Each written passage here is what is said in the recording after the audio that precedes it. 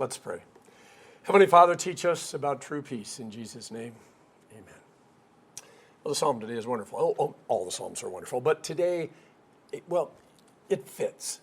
Shout joyfully to God, all the earth. Sing about the glory of his name. Make his praise glorious.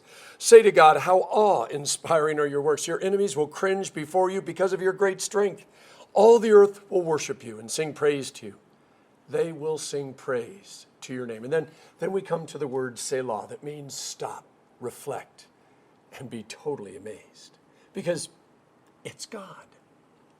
So I'm going to jump back to the gospel. Listen, Jesus sends out the 72 disciples. In one of the other gospels, it says 70. And he says, I want you to go and proclaim the kingdom of God is near.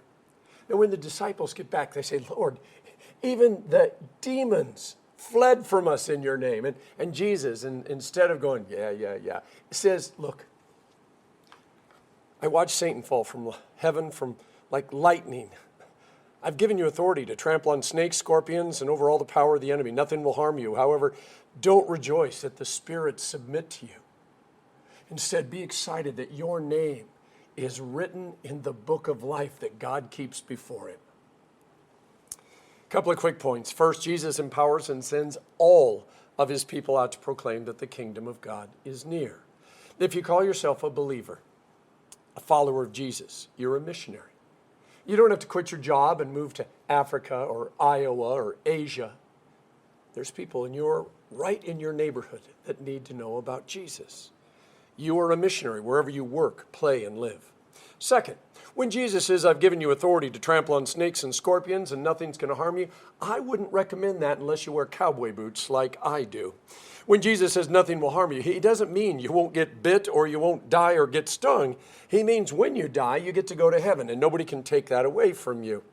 And if you decide to walk around playing with snakes, spiders, scorpions, and sharks, you're just going to get to heaven a lot faster than everybody else.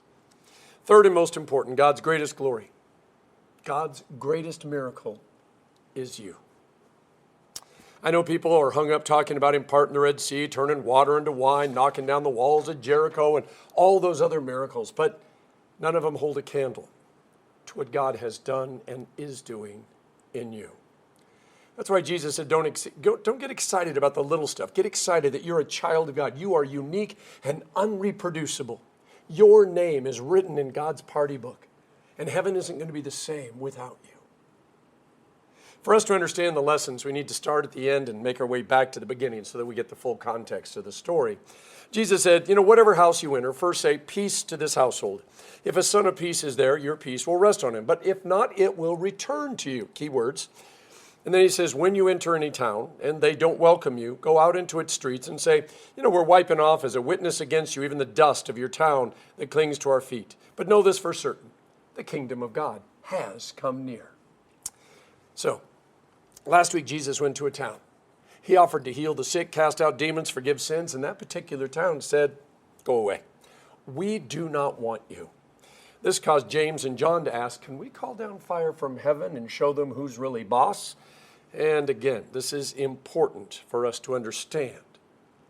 This is why Jesus is saying what he's saying today. Got to remember the context from last week. Can you imagine if calling down fire from heaven was a perk for every follower of Jesus? Every time somebody annoyed you, contradicted you, or cut you off on the H1, you would just pray, fire would fall from heaven, and everybody would say, woo, don't mess with that person. Yeah, sad part is, there are a lot of pastors and churches out there that think that this really should be one of their spiritual gifts. Instead of just shaking the dust off their feet, they would wipe out everybody who doesn't agree with them. That's not exactly the gospel Jesus is talking about. In Matthew 18, Jesus gives us a formula to follow if we disagree with another believer. First, he says, we go one-on-one. We sit down and we say, look, this is what I got to say. Now, if that doesn't work, we involve a few others. And by the way, we need to be fair, not just grab 2 or 3 people we can bribe with a pizza that's going to side with us no matter whether we're right or wrong. But we find a couple of people that are going to willing to listen and are capable, by the way, of being impartial. Now, if the 2 or 3 don't work, well, Jesus has involved the community of believers. Now, I know it says the church, but I'm not sure Jesus wants us to bring 2 people up during the children's message and decide which one is right and which one is wrong, because I just see that going sideways, and next thing you know, the whole church is fighting. The purpose is for the two who are disagreeing to have a community of believers help them work through the issues. The goal is not for one of them to be right and the other to be wrong so that they can call down fire from heaven, but rather the goal is for the two of them to be reconciled. Now, the last step, if it is determined that there is a right and a wrong, and that it's scriptural and harm could take place to someone or a bunch of someone's as a result of the individual, that's, well, if they won't repent, then that person gets sent outside the community and they get treated as a tax collector or a sinner. Now, it's not so that, well, those who are right can call down fire from heaven and feel all self-righteous. It's so that restoration can take place. So if you stop and think about tax collectors and sinners, and I'm going to put a couple of names to go with that, guy named Saul, who became St. Paul, and of course, St. Mary Magdalene. Oh, and St. Matthew, he's a tax collector. You might see this a little differently because Jesus sought out the Matthews and the Marys. He intentionally went to those who were possessed by demons and had been cast aside, not only by society, but also by the church. He even went to those who had caused great harm to individuals and communities. And the name there, of course, comes back as Saul of Tarsus. Now, when Jesus went to these tax collectors and sinners, he proclaimed the kingdom of God is near. Actually, the kingdom of God was standing right in front of them. And he invited them to experience love and forgiveness and grace and mercy. And so when I hear Matthew 18, it says that we should treat these folks like tax collectors and sinners. In other words, meaning love them back into the community, not call down fire from heaven on them. Now, it's always far easier, by the way, to decide to do something in our heads than it is to actually live it out with our mouth, with our eyes, with our hands, and with our feet. See, when I have a relationship that's broken and I try to fix it by saying, peace be with you. Actually, peace be with us. And not only do they refuse to receive it, but they throw it back at me. I know that I'm supposed to just peacefully walk away and just kick the dust off my boots. I know I'm not supposed to call down fire from heaven on them, but the truth is, I kind of hope a big bird poops on their newly washed car. I know. I'm going to give you a verse. I used it last week. And if you remember one thing from today's sermon, this is what I want you to remember. Romans 12:8. As far as it is possible with you, be at peace with everyone. I want you to hear that again. As far as it has to do with you.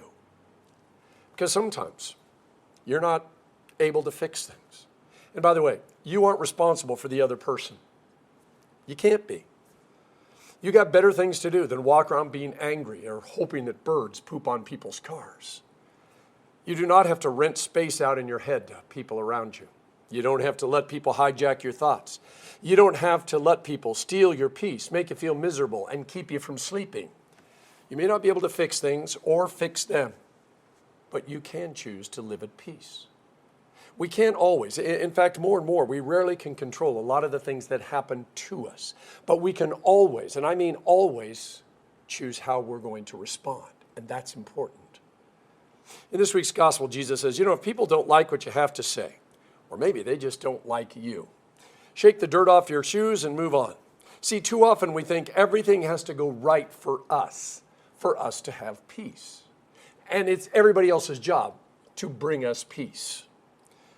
This means that we're relying on the people around us to do the right thing, which means doing things our way so that we can be at peace. And when things don't happen our way, we're either tormented by everything that's wrong or we go around telling everybody how mean they are. And neither one of those is good.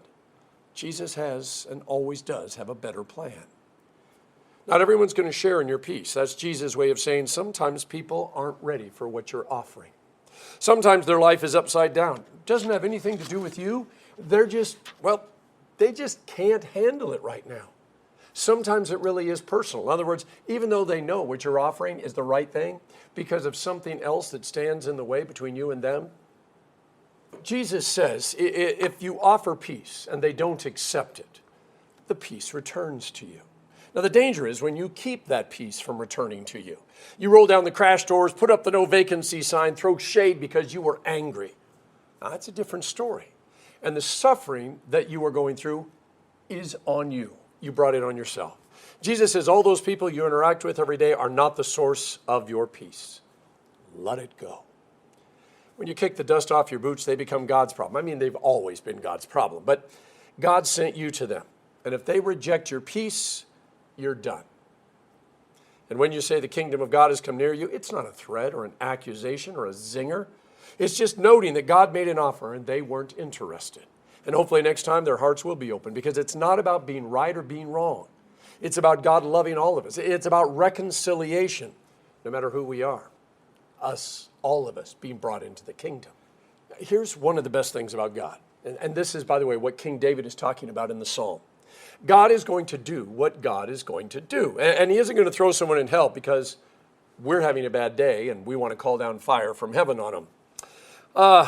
He's not going to throw them in hell because they didn't listen to us. God doesn't want anyone to perish. It says that in 2 Peter 3.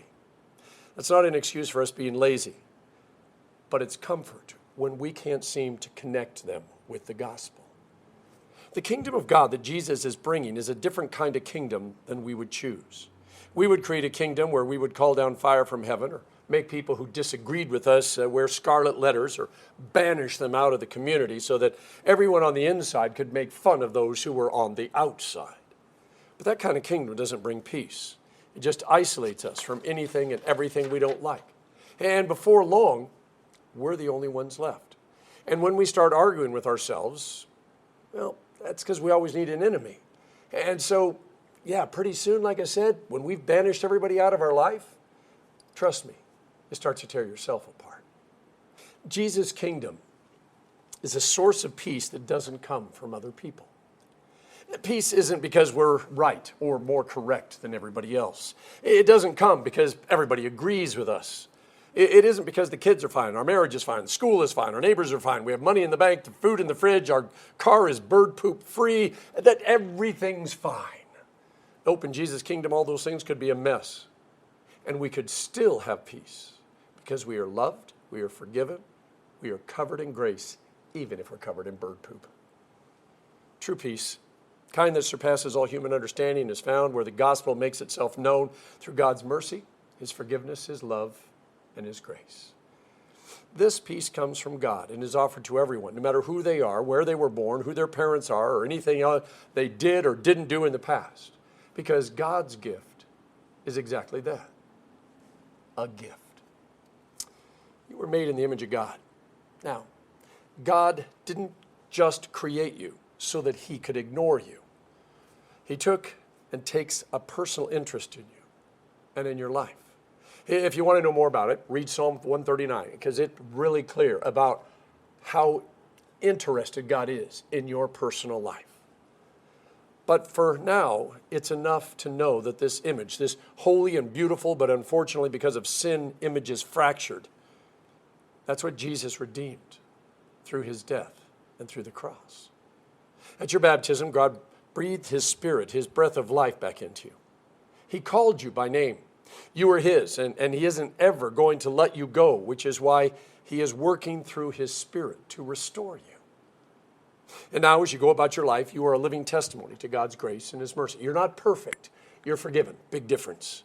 You're his greatest work. You are his masterpiece. But you can't stop there, being content with being hung on the wall for people to walk by and go, ooh, look at that saint of God. It's great your name is written in God's party book and you have an engraved invitation to heaven. But heaven won't be the same without those around us who are still breathless. That includes those that we struggle with. That's why Jesus said, pray for your enemies. That's why God sends us to speak peace to them. And we pray it finds its way into their life. And when it does, the angels in heaven rejoice. When it doesn't, God's peace returns to us, and God sends someone else to speak to them. God really doesn't want anyone to perish, and he will give them every chance that he can. That's how great the love of God is. Now, God isn't just interested in making us better people. He wants to teach us to love and to forgive the way that he loves and the way that he forgives. He doesn't need us to be perfect. That's what Jesus is for. He just needs us to be forgiven, which means covered in grace and with his breath within us so that the world knows that he is the one that's at work within us. We aren't perfect, not even close. And every time we have his breath knocked out of us, he stoops down and breathes it back into us. That's what God wants the world to see. Not us being perfect, but us being forgiven.